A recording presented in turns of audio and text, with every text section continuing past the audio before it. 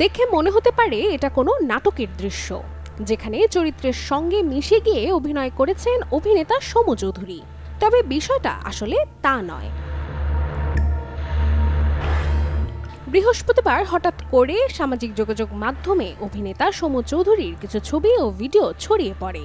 ছবিতে দেখা গেছে ময়মনসিংহের গফরগাঁওয়ের একটি মাজারে গামছা পরা অবস্থায় গাছের নিচে শুয়ে আছেন তিনি।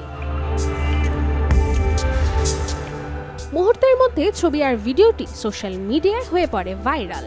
অনেকে জানতে চান কি হয়েছে অভিনেতার, ছবিটি আসল নাকি কোনো শুটিং এর।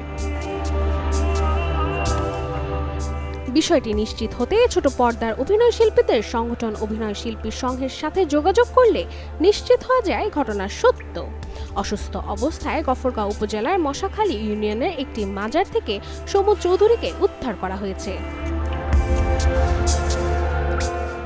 বিষয়টি নিয়ে অভিনয় শিল্পী সংঘের সাধারণ সম্পাদক অভিনেতা রাশেদ মামুন অপুর সামাজিক যোগাযোগ মাধ্যমে একটি স্ট্যাটাস দেন, যেখানে তিনি লিখেন, আমাদের প্রিয় সমুদা এখন অভিনয় শিল্পী সংঘ বাংলাদেশের তত্ত্বাবধানে আছেন।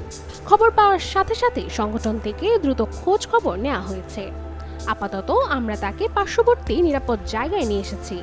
ওনার মানসিক ও শারীরিক অবস্থার উপর ভিত্তি করে যত দ্রুত সম্ভব ঢাকায় নিয়ে আসা হবে।